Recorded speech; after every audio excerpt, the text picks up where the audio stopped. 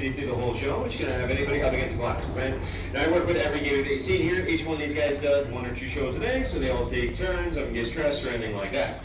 Now, the largest gator that we have here, big old huge guy sitting in the water right over there. He's the biggest one at 10 feet and like 400 pounds. Now, unfortunately, I am not doing a show with him though, because he's like 10 feet and like 400 pounds. Can't really make do very much. So we'll come over here and we say hi to him real quick. Alright, so he's in the water right here, guys. I'm going to lift his head up for a moment so you're able to see him, okay? So here, watch closely. That's a good guy right there. Now, as you see, he is famous for his blinding speed and aggression. Christopher. Nah, he's a real sweetheart. He's really not that bad. He's not that size. He's so big I can't physically make him do anything. And try not to look so visibly disappointed he did not rip my arm off. Now, being that he's so big, a lot of people do ask how old is he and how old is that one and that one. The truth is, I have no idea. There's actually no way to tell the age of one just by simply looking. There's no external characteristic, size, or measurement won't tell you. That's why we just simply cut him in half and count the rings. I'm kidding, of course, guys. It's a live show full of bad jokes. You work through the pain with me here. Now, really, though, there is no way to tell their age. Their size depends upon diet, environmental factors, not on how old they are. So he could be 25, he could be 75. You'd have no idea by looking. And some records in captivity claim to have alligators over 100 years old, so they're very long-lived.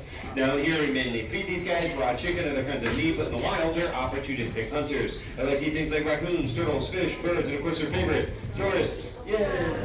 Which, I'm kidding, of course. Attacks on people are really rare. Everything starts to get gators. I also work with venomous snakes. I'm a shark diver, and I'm also active in research here in the Everglades. We will only catch gators, crocs, and pythons. That's part of my ongoing monitoring projects for the university. Now, I love to research and do my part upstate the Everglades, but makes no money, which is why I risk life and limb for the entertainment of complete strangers by the job. Now, the catch with this kind of job, it is obviously very dangerous, and due to the danger factor, I'm technically not an employee of the park, and we have none other insurance, so if he did rip off my hand, nobody's actually responsible, and I just get a get well soon card. Like, no, for real, that's literally the healthcare plan here. Due to liability, I'm not an employee, I'm a volunteer, so if he does rip off my hand, it's 100% on me. So if you do enjoy the show, have fun, learn about gators, and like the fact that we are a rescue that saved these guys, I greatly appreciate anything that goes my little tip jar / hand replacement fund at the end.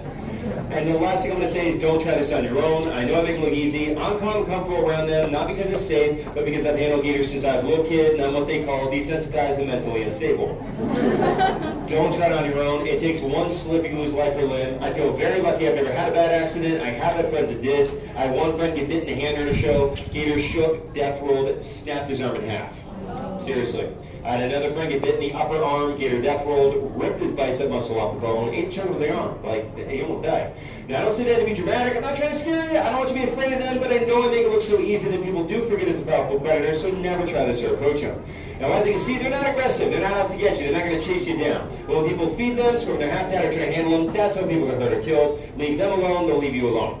Now, I'm going to do my last trick with him and try to impress everybody. Our last trick's really called the face off because if I mess up, my face comes off. You gotta have a morbid sense of humor out here, right? So I'm going to open up the jaws, and I'm going to set my chin on the edge of the open jaw, balance the jaws open with my chin, and if anything touches the side of his mouth, boom, jaws slam shut, all right? Gotta be very careful. So let's open up these jaws nice and easy. All right, buddy. Hey. Easy, big guy. He's feeling a little feisty there, huh? Now, most of the show is jokes, so I need to laugh.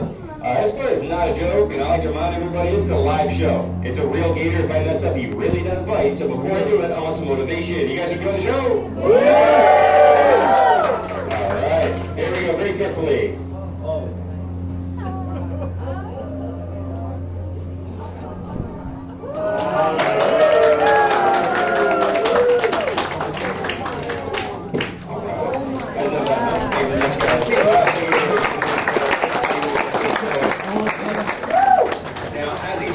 He just gets up and he walks away.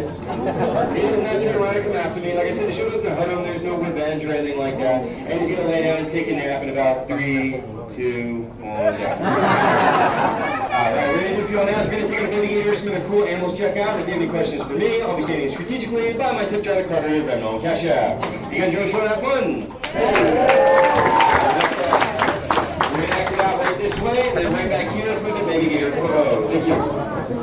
But if you just just do the math. There's over 1 million gators out here. If they really want to eat people, you'd have people dying every day. Instead, we get more people killed annually by vending machines and by alligators, which is real. More people get angry, they can't get a candy bar, they shake the machine, it falls down, and crushes the guy. More often, people get killed by those things. That says everything you need to know about alligator aggressiveness and human intelligence. Yay.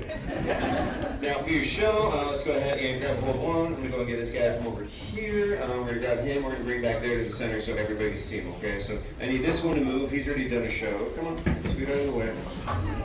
Look at the blinding speed. They're so athletic, guys. It's amazing. Absolutely amazing. But he just did a show, so we're going to leave him alone. I'm going to get this one instead, okay? So I'm going to grab him. We're going to bring him right over there so everybody's going to be able to see him. There we go.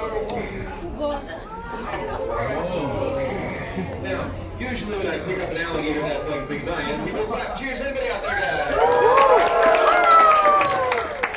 Yeah, it's a live show, a live audience. That is like 9 feet, like 200 pounds. You guys want a picture? Do me a favor. Hurry up. We're going to sit him down here in the sand, and let's grab a hold of these jaws nice and carefully. Right. Now take a look in there, guys. Now there are 80 teeth, 40 top and 40 bottom. You can actually break the teeth off.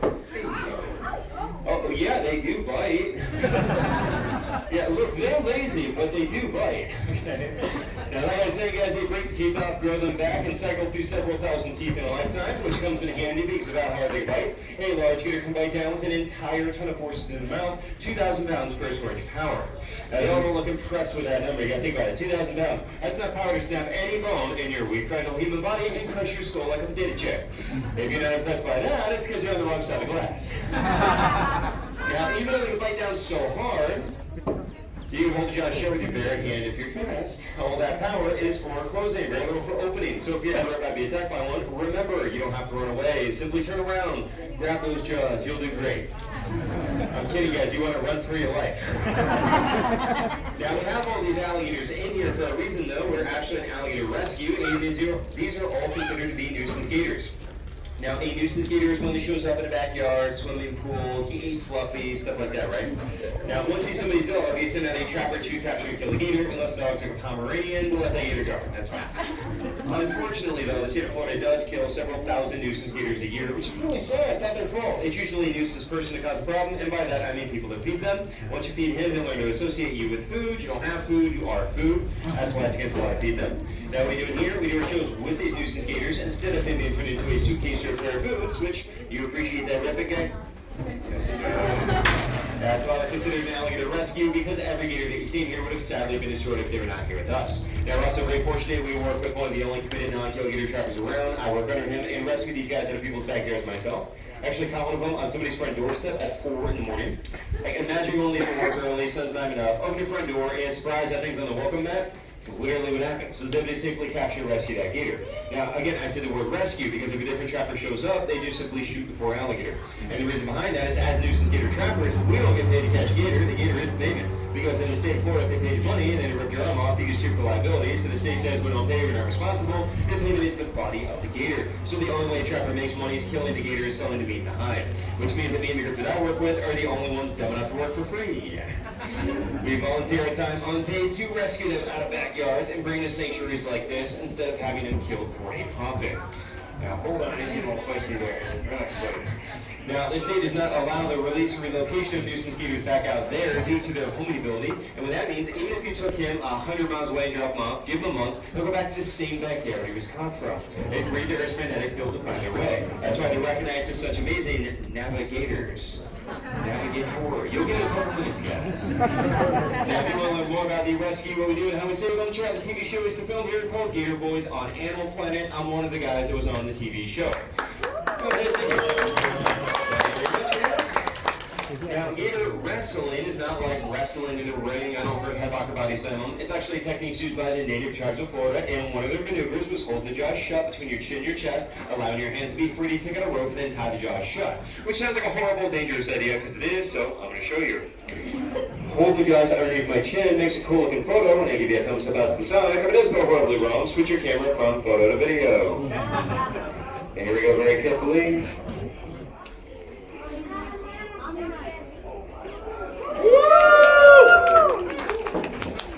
Alright, thank you very much, guys.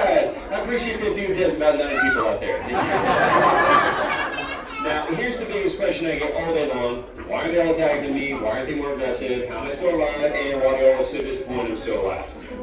Now, most people are probably thinking, well, you must have just fed them, that must be why, and you literally could not be more dead wrong. Feeding them is the most dangerous part of my job. Feeding them does not make them calm and happy, it creates a feeding frenzy.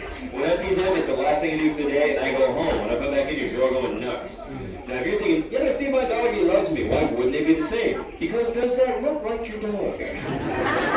He does not think to act like a dog. He sees you as the food, and that's it. If you brought food with you, good job. You brought a side dish with you. Now, then people are like, well, they're supposed to be aggressive, though. Don't they chase you on land? No. I've worked with gators my whole life. I've never had them chase me on land fast so you can power walk to get away. Okay?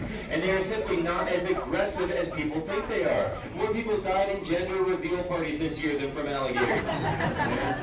Now, when he first comes in from the wild, he is very defensive, though. He'll try to kill me because he thinks I'm going to kill him. He's afraid of me, so he defends himself out of fear. Now, once they realize I'm not going to hurt him, we do an animal-friendly show. They're a lot more calm, relaxed, and he tolerates a lot of this because he knows I'm not going to hurt him. Now, they also know, more importantly, that if any of them try to mess with me, I make that one do the show instead. We're going there. I work with every one of them, and they know I'm the guy that does the show. That's why when I'm walking around, I can step next to them, they keep their heads down. They're like, don't pick me, bro. Now, that does not make them tame or trustworthy. The problem here is people think in extremes, right? People think bloodthirsty.